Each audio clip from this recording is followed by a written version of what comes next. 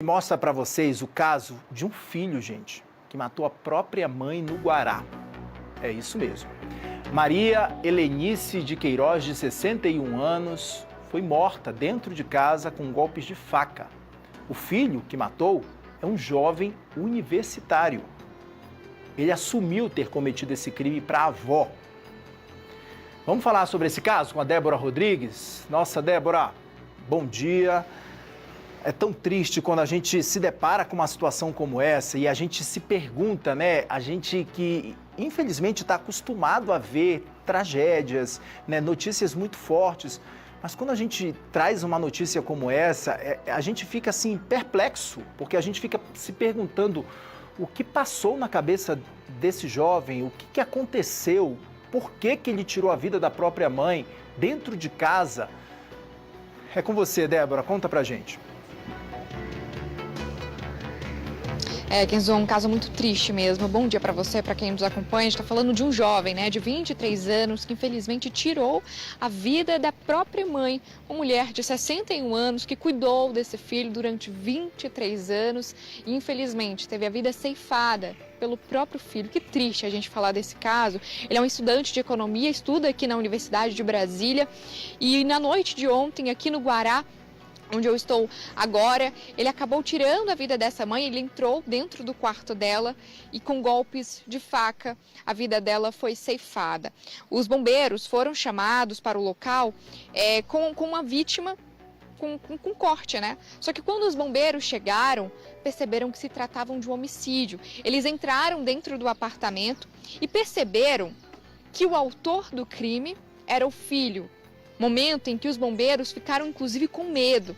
É por isso que 2 bombeiros que foram ali fazer o atendimento na vítima, que faleceu após uma parada cardiorrespiratória, não resistiu aos ferimentos, quando os bombeiros perceberam que o autor do crime ainda estava no apartamento, como se tivesse tudo bem, os bombeiros ficaram com medo, se trancaram dentro do quarto onde o corpo estava, só saíram com a chegada da Polícia Militar.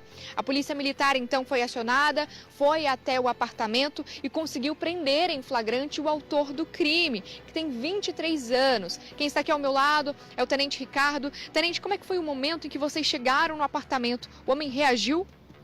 Negativo. Nós, após sabermos que ele estava ainda lá no apartamento e os bombeiros estavam lá, nossa equipe de pronto já subiu no procedimento correto. E quando entrou na casa, já deu de cara com o autor, que estava sentado com a sua tia-avó, né, a tia da vítima. Então, nesse caso, já foi dada a voz de prisão para ele. Ele não resistiu, estava tranquilo, estava com a roupa suja de sangue. E após isso, nós fomos atrás dos bombeiros. Quando vimos lá, a porta estava fechada e falamos, pode sair com segurança que o autor já está preso. E, Tenente, o homem de 23 anos, ele já tem passagem pela polícia? Né? Não tem nenhuma passagem em relação ao nome dele. E o senhor falou que depois o pai dele, que não morava junto com a mãe, né, eram divorciados, chegou no local e chegou a dizer que ele tinha depressão, é isso mesmo? Isso, nós perguntamos ao pai se ele passava por algum tipo de problema, aí ele afirmou que ele tem esse quadro de depressão e que ele faz acompanhamento psiquiátrico. E agora ele foi levado para a Delegacia Especial de Atendimento à Mulher, certo? Isso, lá na Asa Sul, na DEAN, foi conduzido para lá, logo após a prisão. Este homem de 23 anos, um estudante de economia aqui da Universidade de Brasília, ele foi preso em flagrante, foi levado para a Delegacia Especial de Atendimento à Mulher e esse caso agora está sendo investigado pela Polícia Civil como feminicídio.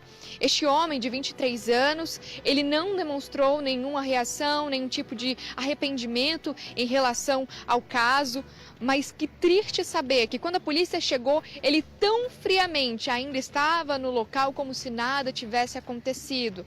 Agora, amigos e familiares da vítima, a Maria, de 61 anos, já postam nas redes sociais lamentando a morte dela, falando que ela era muito querida, muito amada, e eu deixo aqui os meus sentimentos, inclusive aos familiares, aos amigos, e eu espero que a justiça seja feita, Agora este homem está preso, aguardando aí a decisão da justiça em relação ao caso, mas ele segue em investigação como feminicídio, E a polícia tenta entender qual foi a motivação deste jovem de 23 anos para ter tirado a vida da própria mãe. Ô, Débora, a gente queria muito conversar rapidamente com o Tenente Ricardo, acho que ele está me ouvindo também, e queria muito, Tenente, entender um pouco mais dessa ação que foi feita por vocês, né, no momento em que vocês chegaram até o local. Eu acho que a avó desse menino também estava lá, né? Quando vocês chegaram, a avó também estava lá. Qual foi a cena que vocês encontraram, né? Assim, quando os policiais chegaram no local, o que vocês encontraram? A vítima estava no quarto, esse jovem de 23 anos, filho dela, universitário, estava na sala. Como é que foi essa dinâmica? Olha, quando os policiais entraram, a gente já deu de cara com ele. Como que a roupa dele estava suja de sangue, então eles deduziram que ele seria o autor.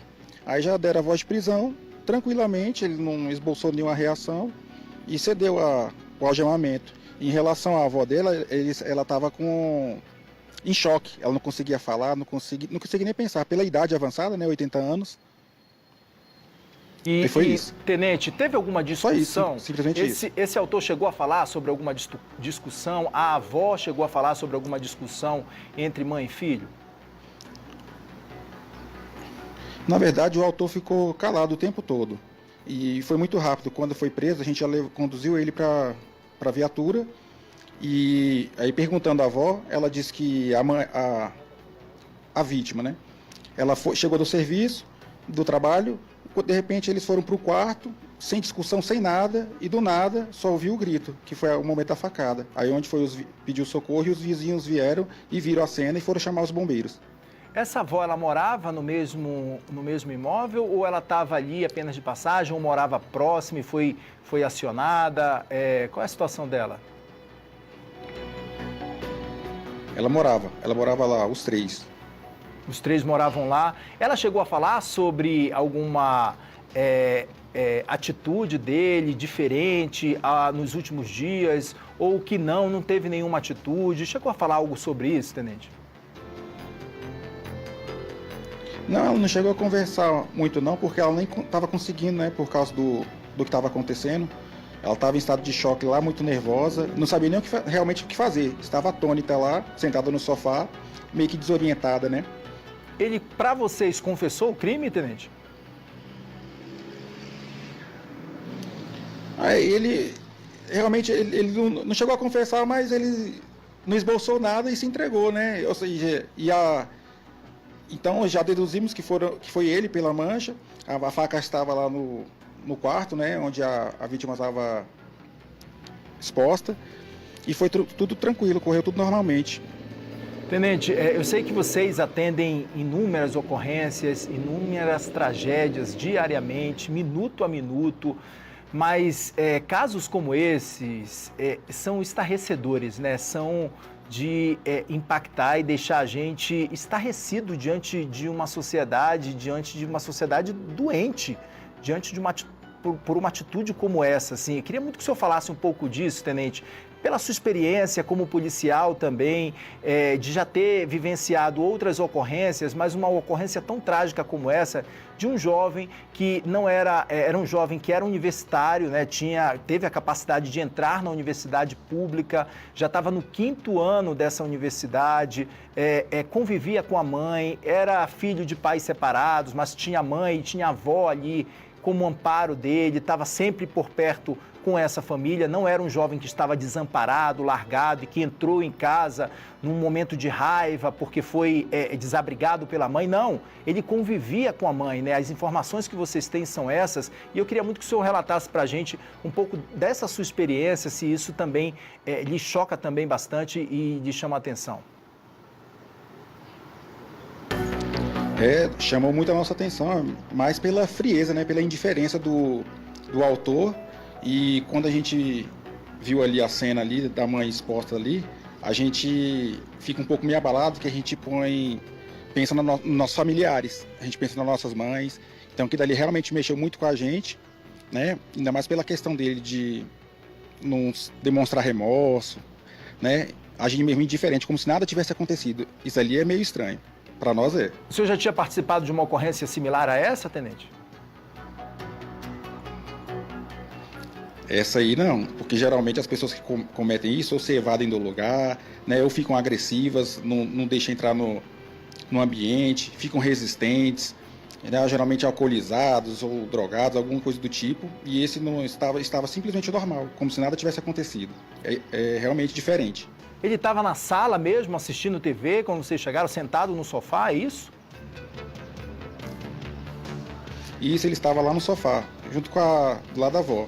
Acho que é por isso que ela ficou, né, atônita depois de tudo que aconteceu, ele está ali do lado. Meu então Deus. Ela não tinha nem o que pensar, né, a reação dela, ela não sabia o que fazer. Nem à toa que os vizinhos que chegaram que foram pedir o socorro. Entendi, Tenente. Tenente, muitíssimo obrigado pelos esclarecimentos. Choca bastante a Polícia Militar. O senhor, como policial militar, acaba de falar isso pra gente. Choca nós, jornalistas, que todos os dias levamos informações para casa de vocês.